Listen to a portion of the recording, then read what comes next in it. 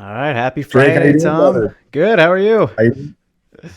TGIF, brother. Fucking Friday.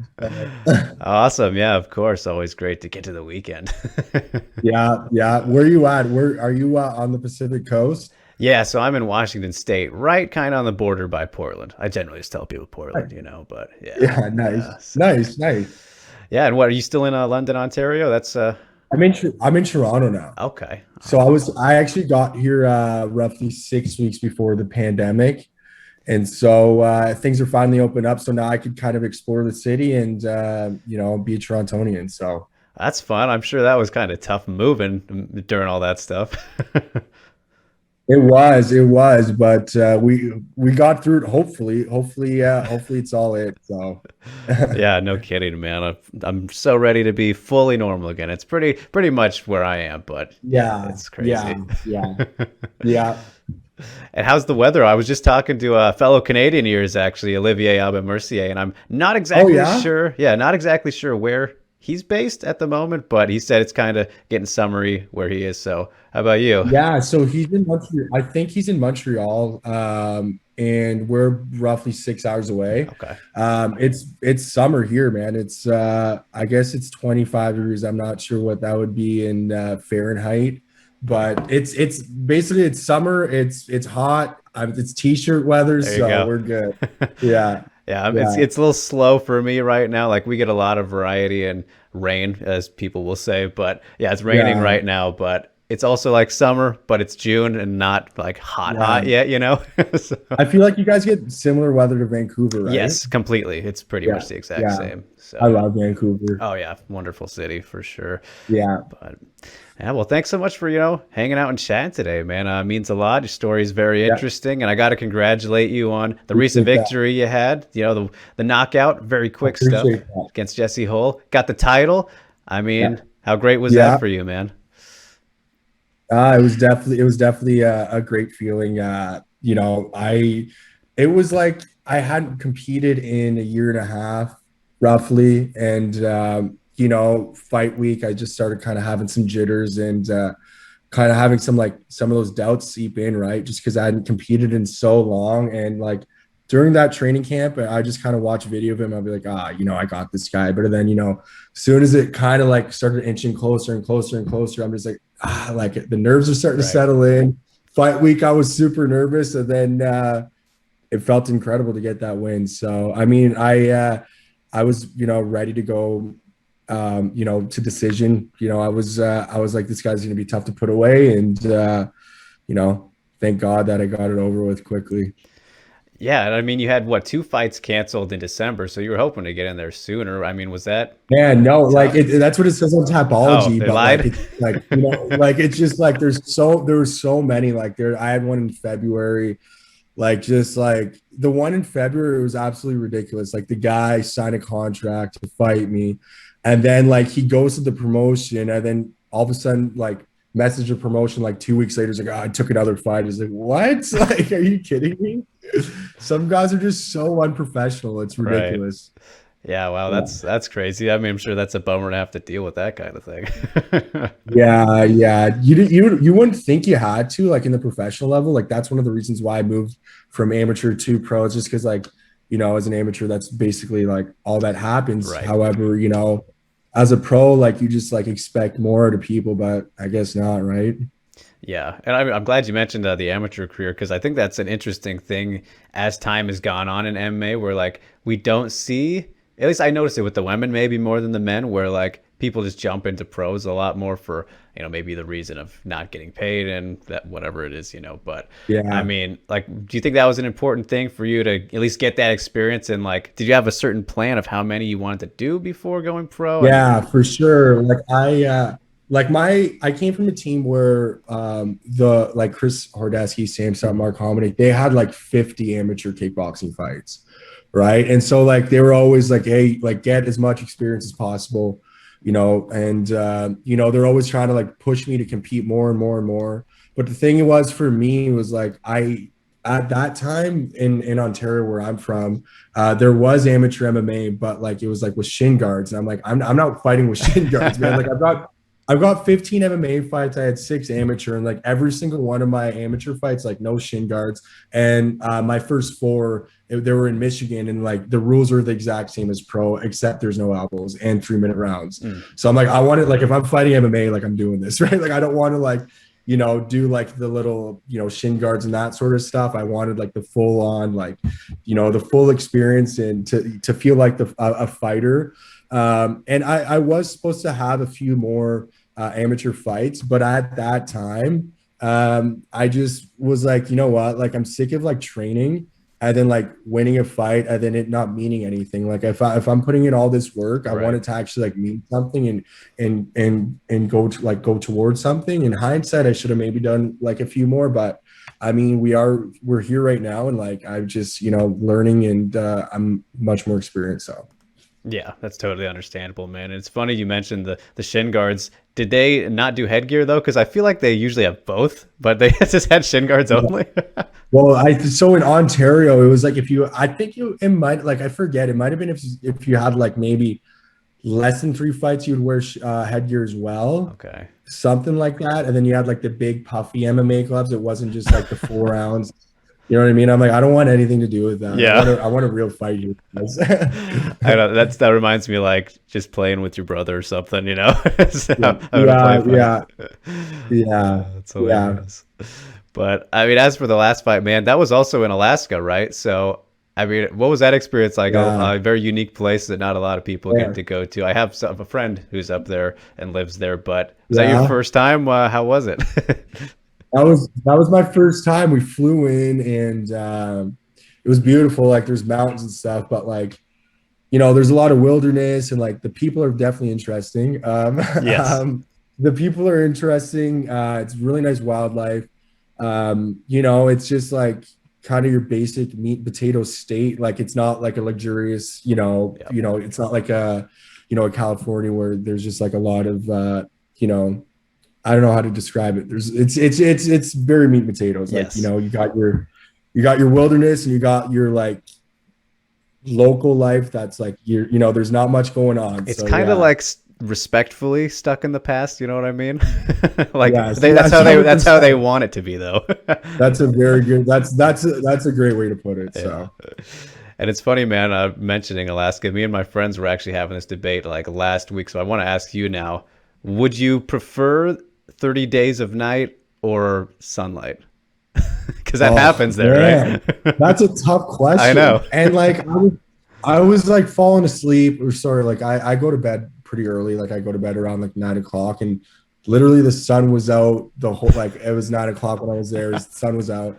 I don't think it got dark until like 10 o'clock when I was there. Um, but no, I have no idea. That's a tough question Yeah. because you got that point of like, do you want to fall asleep, but like you know, you it's just like depressing at night. I can't even answer that question, man. I know it's a tricky one. I was thinking Yeah, though, like for me, I feel like it would be harder to convince myself to sleep during like sunlight yeah, all the time. So it's like I think I could probably manage. And I'm pretty white as you can see, so I would be a vampire. yeah. So, You which could use the sun, yeah. yeah, it's No. rough. It's rough. But burn easily. Oh, that's good fun. But as for you, man, and like just the MMA journey in general, there's some times when I talk to fighters where I like to intentionally not do as much research as I possibly can so I can hear like the story fresh from you, man. So Yeah, I want to know like how did we get here in the first place? What was the introduction to MMA and what, got us here? yeah. So I grew up in Stratford, Ontario, small town in obviously in Canada here. Grew up playing hockey. Once I finished hockey, I was roughly around the age like 15. I kind of wanted more, and I grew up always fascinated with like James Bond, Mortal Kombat, Dragon Ball Z, Batman, Superman, like the Hulk, Nice. like all those sort of stuff. So like I was always fascinated in kind of like combat and martial arts. And I turned on the Ultimate Fighter, must have been like season 6, and some guy like catches a kick, knocks a guy out. I'm like, whoa, what was that? Like that's like the coolest thing I've ever seen. So I started watching the Ultimate Fighter.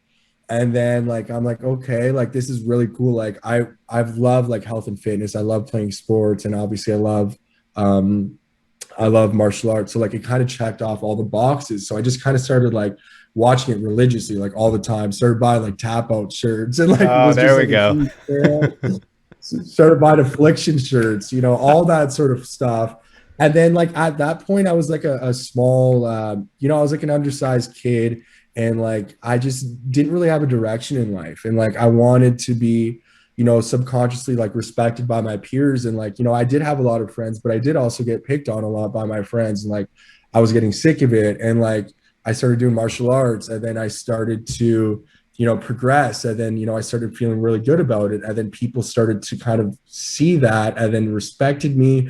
And you know, I kind of, you know, not only was getting respected for it, but I was loving, you know, the martial arts lifestyle of training, being around the gym and that sort of stuff. So I was living in Stratford at the time, and when I first began martial arts, I was training at this karate kickboxing gym just down the street from my place, and like it wasn't like exactly what I wanted. I wanted something more like MMA, where like it's a lot more you know, hitting, because like, you know, it was a lot of like karate style Right. and point fighting.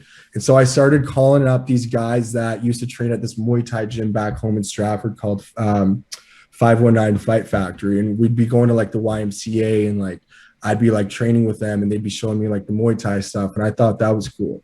And my parents didn't want me doing it. And so I was driving from Stratford to London, which is 45 minutes away. And London is where Sam Stout, Chris Ordecki, Mark Hominick, those guys had a gym. And I was like a huge fan of them because they're from like 45 minutes away, and they're fighting the WEC, the UFC. And so like I started training with them, and then ended up moving to London for university. You know, my parents, like once they found out I was going there, they took my equipment away, and like, you know, I'd be coming home with black eyes, and they'd be like, Yeah. where'd you get the black eye? I'm like, oh, just, you know, playing road hockey and like, you know, doing this and that. And then eventually I began competing, and I fought at the Joe Louis Arena where the Detroit Red Wings used to play. You know, a bunch of my friends and family came, and like my brother came, and then, you know, my parents ended up finding out. They got super pissed at me. And then I ended up going 3-0 as an amateur, won all 3 wins by knockout.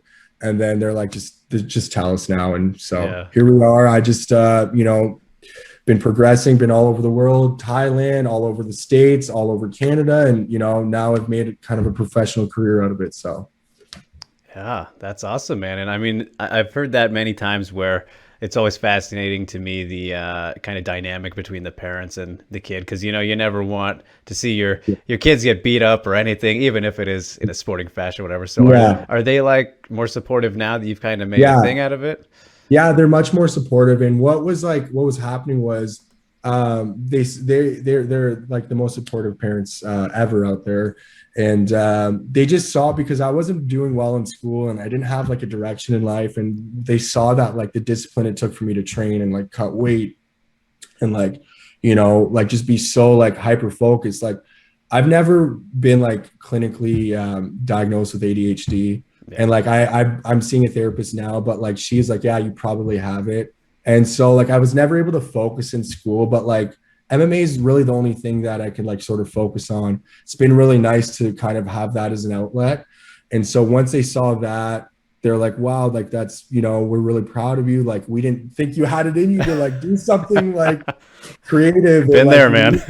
we didn't think that you could actually do something, you know. So yeah, that's kind of what happened. It's funny how it works out that Yeah, way. yeah, yeah, You mentioned the hockey. Was that like something that you thought about, you know, maybe trying to go pro or whatnot? I know it's big in yeah. Like Canada. every kid wants to do it growing up.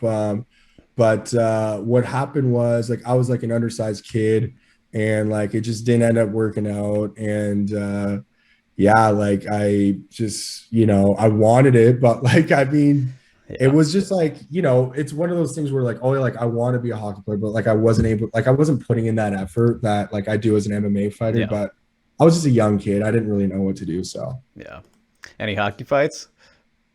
like I would always like try to start them, you know what I mean? But then like To I no was like, avail. like I would actually like the goalie would just like have the puck and just like cover it. and I would just like jab him and just like wait for like all the players to like come at me and like push him and shove. You're like I would, anticipating. yeah. And then like I would just like randomly like punch some guy and like you know what I mean. Like I always wanted to start it, but like I never really got like a full on like drop the gloves like it's fine. I would just always just try to like punch guys and like start like something, you know. Oh, So that's so funny. yeah, yeah, Well, hey, at least you tried. yeah, yeah. So at this stage now, man, like, are you able to do MMA full time, or is it still something you're juggling with everything else? Yeah, so I've been doing so what happened was I was in school until roughly 2019. Then I moved to Toronto here to I was gonna do personal training here Mhm. when I moved here. And then what happened was the pandemic happened, and obviously that industry went out the window. And so one of my friends who was an NHL player, he was like kind of going through the same thing where like he wasn't knowing like he wasn't really knowing what's going on with his career, and he like made a tweet. He goes, yeah, like, you know, I'm still an NHL player, but I'm doing insurance now, blah, blah, blah. So I just text him like, what's this all about? And he goes, yeah, like I'm doing insurance because my dad, he owns a business. He like, you know, I'm going to take over his like book of business one day. But like my buddy's doing, he's doing mortgages just to become a mortgage agent. And so I kind of looked into that, and then that's what I'm doing right now as well. It gives me the opportunity to train full time, as well as you know, like give me the freedom to like travel to Vegas and do Right. the training and that sort of stuff. So I'm very fortunate in that sense. Yeah, that's very cool, man, to have that. And it's funny too, like talking to some fighters who actually, are in the UFC now or are doing whatever they're doing, and like the ones that still work jobs, some of them on the side or whatever it may be, they're like, I Yeah, kind of like it as, a balance to not have to be fully focused on MMA because it's such a sport that absorbs you yeah. and, that kind of thing. So Oh my God. is And that I good for you too? definitely understood. I definitely I definitely understand that because like some days and like especially when I was in school, like I didn't really go to school. Like Right. I would just train. And if I had a fight coming up, I would train and then go home and just think about my fight and just be like, oh, like, you know, like that's when like things are rushing through your head and like, you know, thoughts are go like you're just like you don't know how to like tame yourself. And then that's going on for weeks. And then like, Yeah. you know, you don't have that outlet to kind of just like think of something else. So I definitely understand that because you know, being in a fight, like, yeah, we're macho men, but like it's fucking scary, bro. Yeah. Like Yeah. I shit my pants. I'm like, damn, like I'm scared right now. So I'll be the first to admit it, but I mean, yeah, Yeah, distractions are good in certain cases, that's for sure. yeah, yeah, yeah, But as for what's coming up next for you, man, I saw you mention kind of this EFC opportunity. Is yeah, is this lined up now and official, like next yeah. fight, or what's going on? It's official.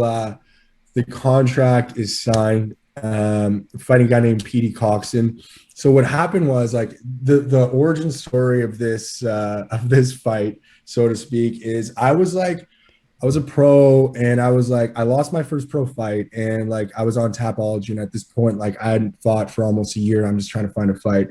And like I saw like I'm just searching on Tapology Fight Center and I'm just like messaging promotions, hey, like can I fight? Can I blah blah blah.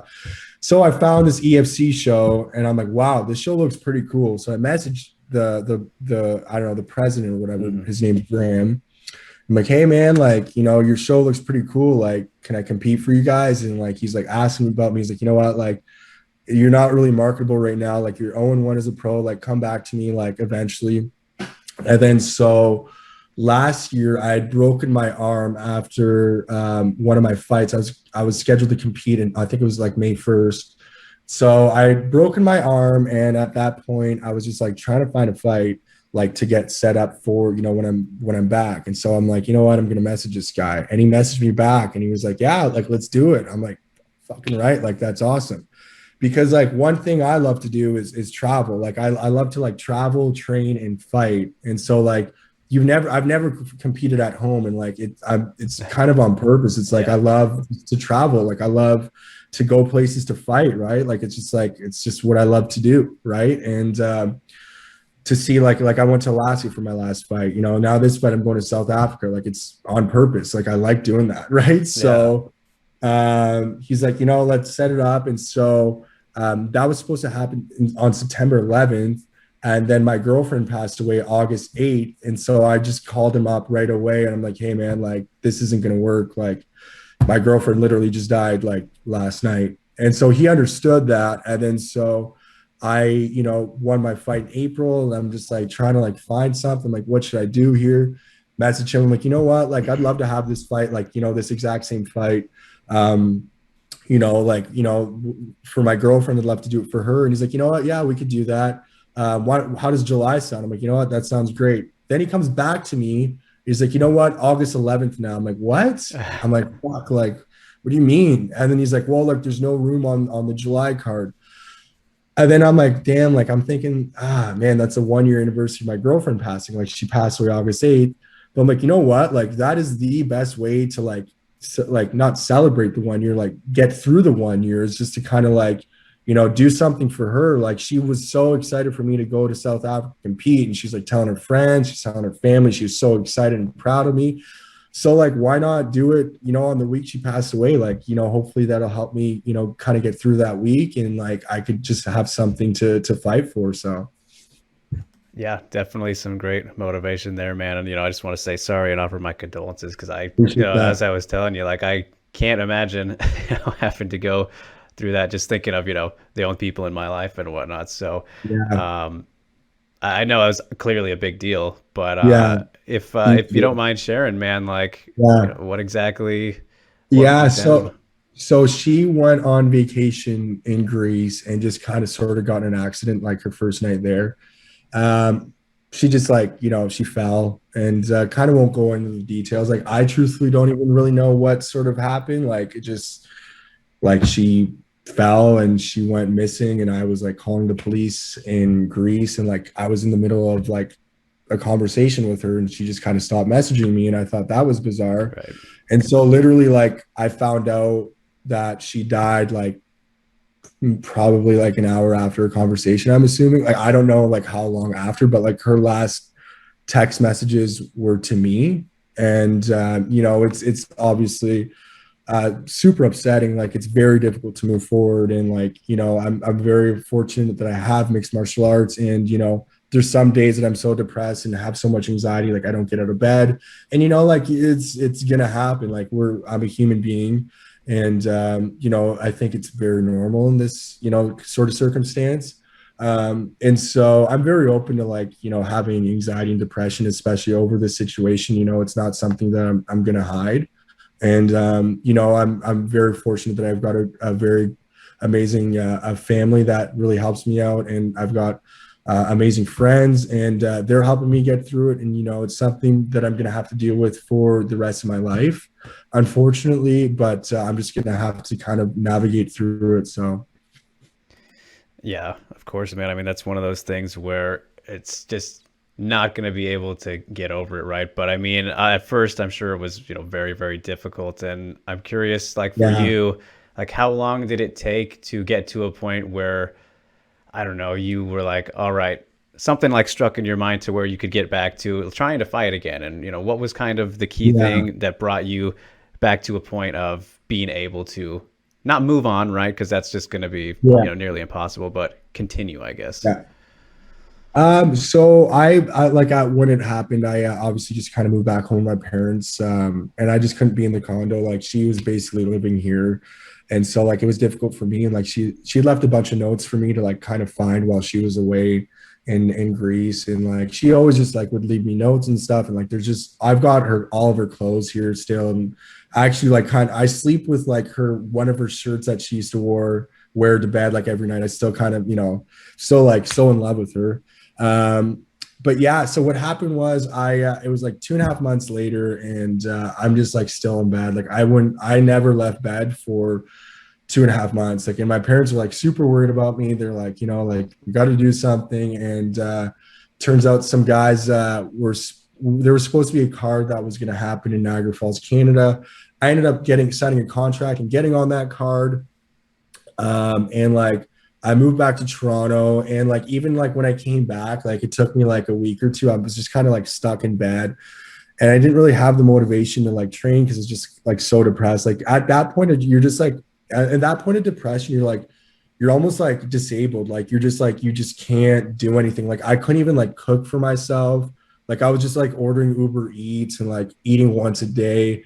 And like I couldn't even clean. Like I would just get up to go to the bathroom. Like that's basically about it. Like that's what my day kind of basically comprised of. And then, I texted my buddy Aaron Jeffrey, who he's like, I'm like, man, like I'm just so depressed right now. He's like, man, just fucking get to the gym. Like, come to the gym tomorrow. I'm like, okay. And like he trains over at Niagara Top Team, which I train there quite a decent amount.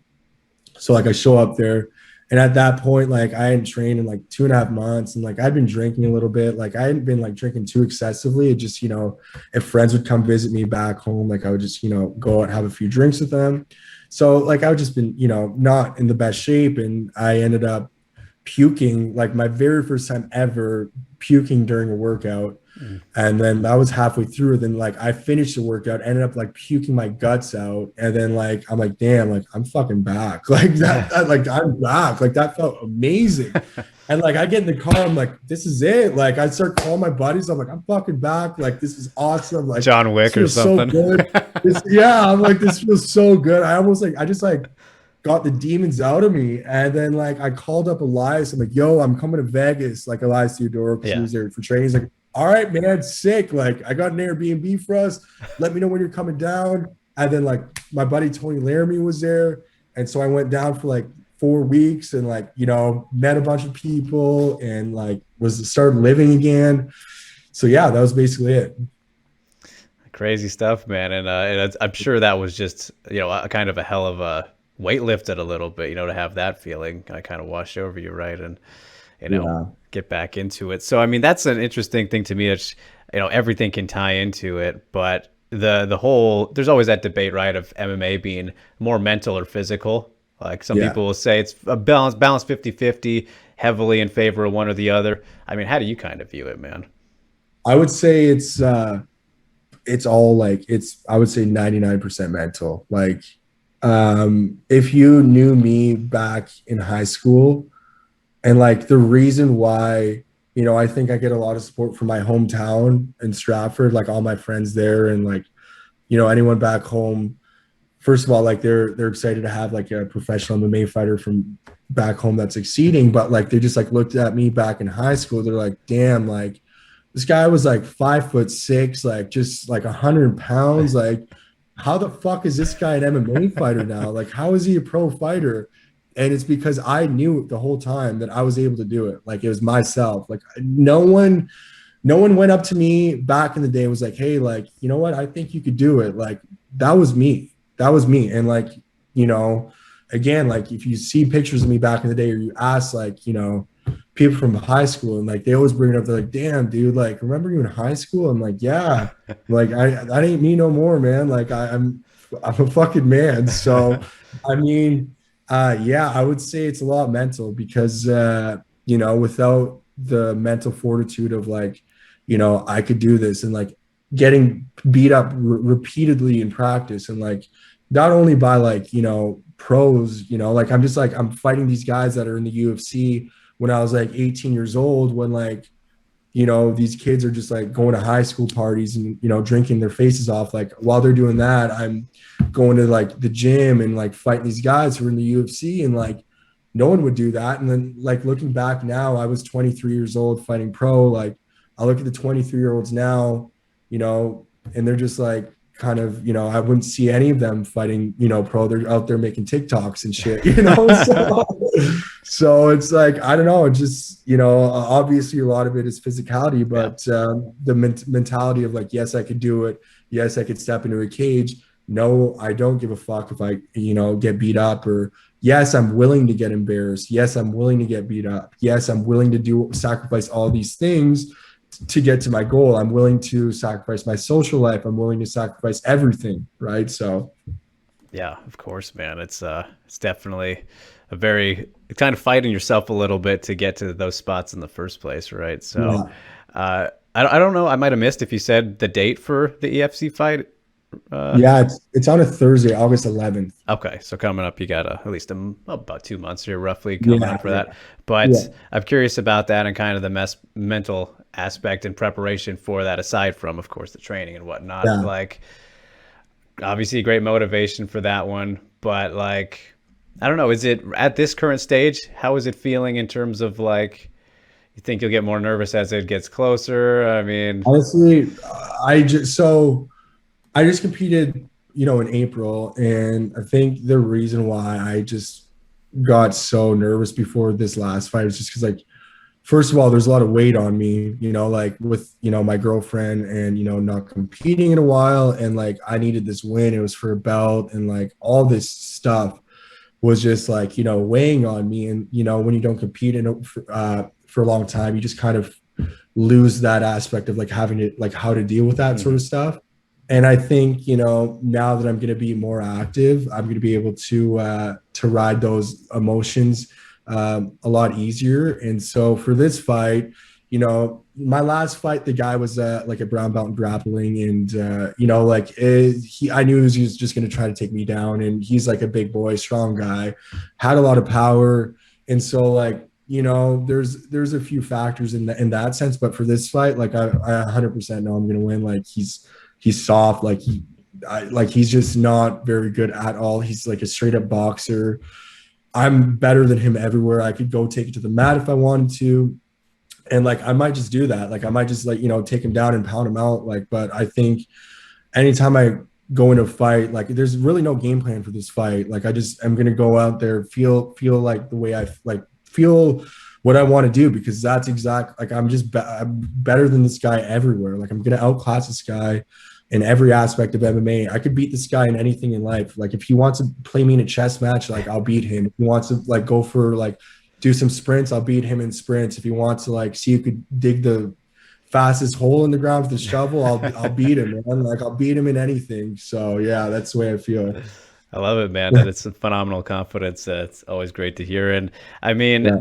for you, like, what is the ultimate goal, man? I know you love your traveling, but are you a guy who's like the UFC is the pinnacle? How you kind of look at it with where you want to go in the sport overall? Yeah, so that's a great question. Like as I, previously mentioned, like mixed martial arts is a passion of mine. Like there's always times where you're just like, oh man, like I'm turning 30 years old. Like, is it really worth it anymore? You kind of have those thoughts.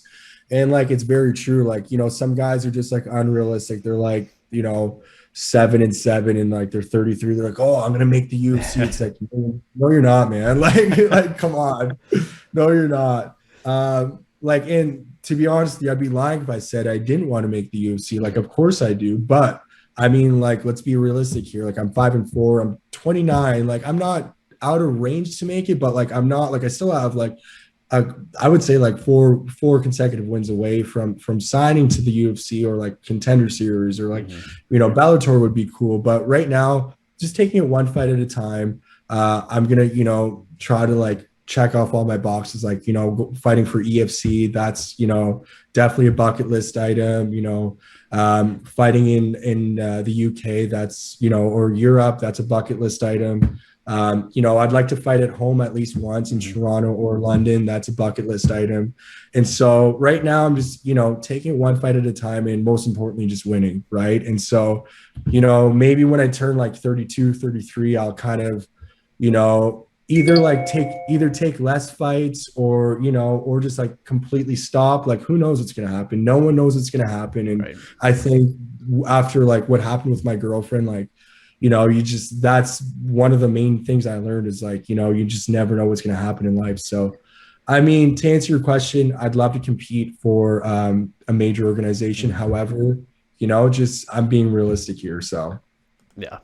Good mentality to have, man. Good mindset because again, nothing's guaranteed, right? And at the yeah, same time, though, expect the unexpected, right? yeah, 100%, 100%. So yeah, man. Well, I've taken plenty of your time, Tom. So I won't leave you too much longer here, man. But before I do let you go, just we talked about hockey a little bit. So like, I mean, hobbies outside of MMA. Do you have anything that you're kind of interested in or other passions when you're not punching people in the face or anything like that right now?